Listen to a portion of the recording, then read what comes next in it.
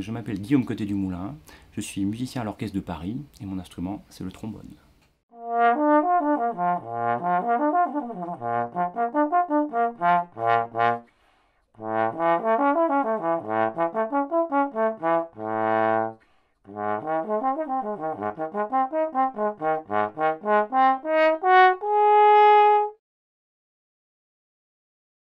Le trombone, comment ça marche? Eh bien, le trombone est composé de 3 parties. Une première partie, la plus petite, c'est évidemment l'embouchure, qui est commune à tous les instruments de cuivre. Elle est insérée dans une autre partie du trombone, car le trombone peut se démonter en 2 autres parties. Cette partie qui s'appelle la coulisse, qui, comme son nom l'indique, coulisse, elle glisse comme ça. Et on peut même le démonter, vous voyez. Donc la coulisse me sert en partie à choisir les notes, parce qu'il y a un autre mode de jeu qui permet, enfin l'embouchure permet aussi de choisir les notes. Et la troisième partie, le pavillon. Donc il vient s'emboîter ici sur la coulisse. Voilà, donc une petite vis de serrage. Alors, le trombone, comment ça marche? Eh bien le trombone en fait c'est uniquement un amplificateur, et c'est l'amplificateur de la vibration des lèvres dans l'embouchure. Ensuite, le souffle donne naissance à une vibration des lèvres dans l'embouchure, et cette vibration est amplifiée par l'instrument.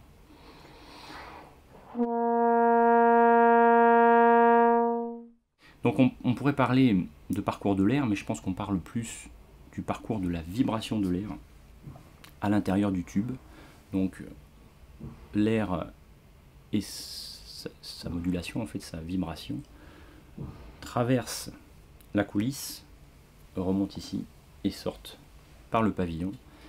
Et donc c'est la matière, en fait, c'est donc le cuivre, enfin on dit cuivre, c'est du laiton en fait, hein, la matière qui constitue le trombone, rentre en résonance à partir de la vibration de l'air qui est provoquée en fait par le souffle et la vibration des lèvres au départ dans l'embouchure. J'ai omis de parler de cette sourdine qui est une sourdine très courante dans la période romantique, c'est la sourdine sèche. Alors on dit sourdine, mais ça assourdit pas forcément, on l'utilise pour transformer le son.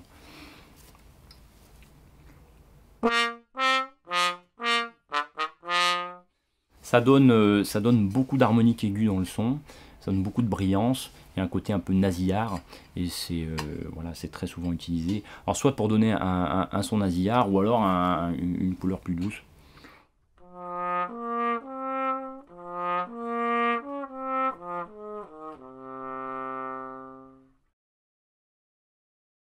Ce tube a donc des résonances propres, qu'on va appeler des harmoniques.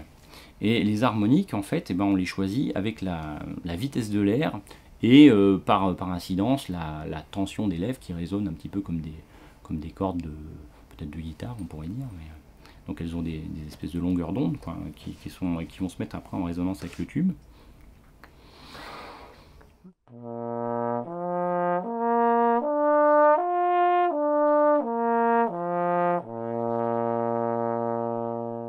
Donc avec ce mode de jeu, on peut choisir un certain nombre de notes qui sont des harmoniques naturelles de ce tube basique. Et donc ce tube, je vais pouvoir varier sa longueur grâce à ma coulisse. Et donc à partir de cette première position, je ne sais pas si on voit si je montre, comme ça on va dire, j'ai la possibilité d'avoir 7 autres positions qui n'ont pas forcément de repères, si ce n'est des repères d'apprentissage. À force, on sait où elles se trouvent. Donc première position, deuxième position, troisième position, quatrième position, cinquième position, sixième position et septième position.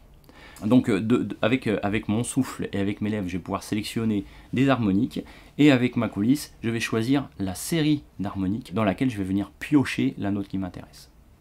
À partir de là, donc on a une matière sonore, on a toute une série de notes qu'on peut choisir, et donc tout ça, il va falloir le moduler, il va falloir l'articuler. C'est là qu'interviennent les différents modes de jeu.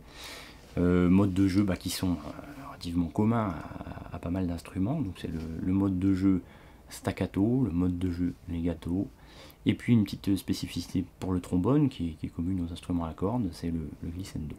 Mais pour le trombone, si je n'articule pas avec ma langue, voilà ce qui arrive.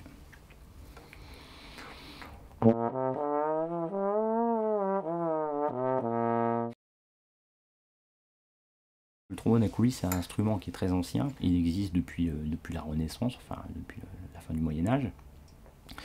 À l'époque, il s'appelait en France la sac-boute.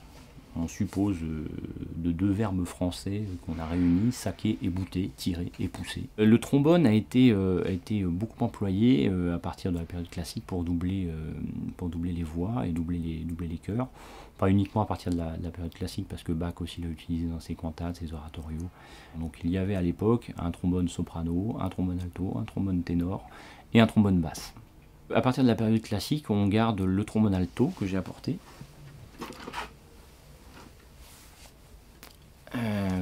Voici, qui est un petit peu plus petit, et c'est un instrument, donc il est plus petit surtout en longueur de tube. Son tube est beaucoup plus court. Et c'est un instrument qui est construit sur un tube de base qui donne un son de mi bémol.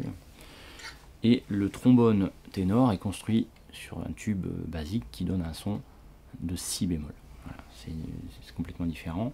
Donc ça donne un timbre complètement différent aussi. Et donc à partir de par exemple le Requiem de Mozart, on a eu le trombone ténor, le trombone alto et le trombone basse. Bon, je n'ai malheureusement pas de trombone basse avec moi, mais c'est un trombone comme un trombone ténor avec encore une valve en plus, et il a une taille encore un petit peu plus évasée au niveau du pavillon, et au niveau de l'embouchure, et au niveau de la section du tube.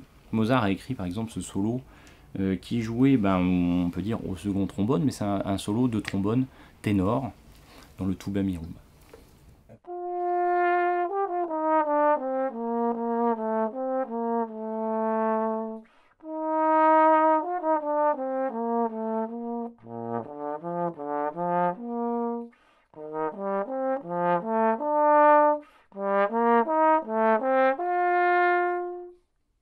Je vais vous jouer maintenant un extrait, toujours dans le Requiem de Mozart, pour illustrer le fait que le trombone double en permanence dans ses œuvres vocales, les parties de chacune des voix qui chantent. Donc ici, le trombone alto double la voix d'alto dans la fugue du Kyrie.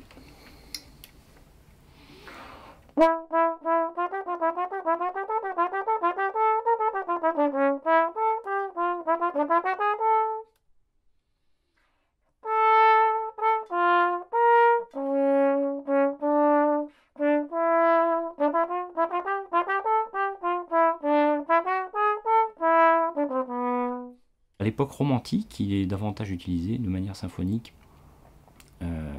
dans les œuvres de Beethoven, de Brahms, de Schumann, de Schubert. Donc c'est une des périodes les plus utilisées en musique symphonique. Par exemple dans la grande de Schubert.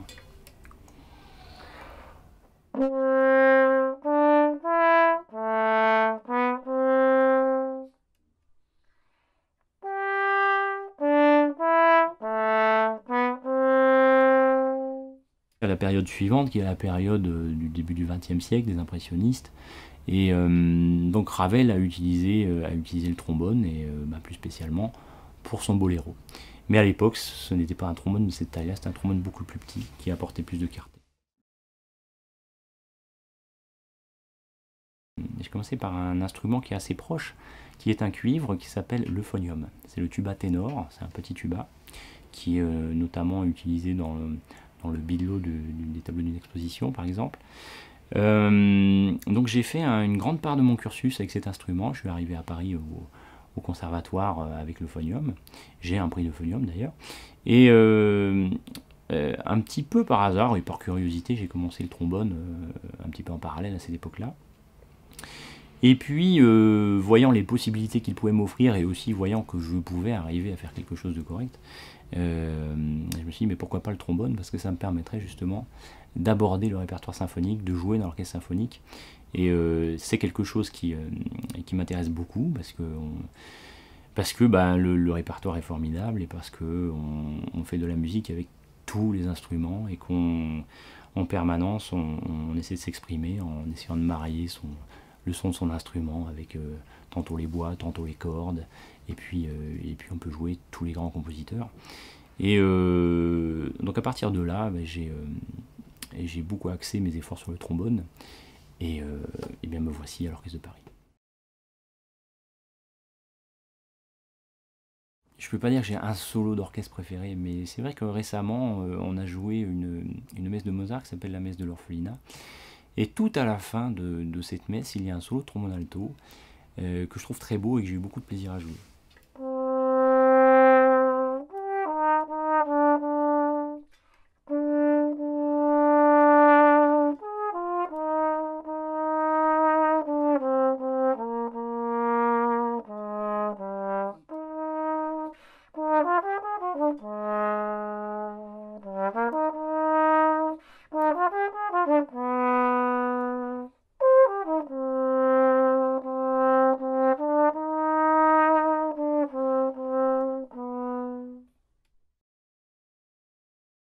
Les enfants me posent la question souvent, mais comment tu fais pour te repérer sur ta coulisse? Ce qui est facile, c'est la première position. Après, j'ai aussi un point de repère qui est le pavillon qui me permet de savoir à peu près où se trouve la troisième position. Entre les deux, je sais que je vais avoir à peu près ici la deuxième, mais ça c'est avec l'habitude, à force de travail, à force de savoir faire sonner mon instrument et à force d'exercer mon bras et mon oreille, parce qu'il faut savoir exactement, avant de produire le son, à quelle hauteur on veut le produire. Eh bien, à force d'habitude, mon bras arrive à s'ajuster suffisamment pour tomber sans quasiment regarder au bon endroit pour faire la note.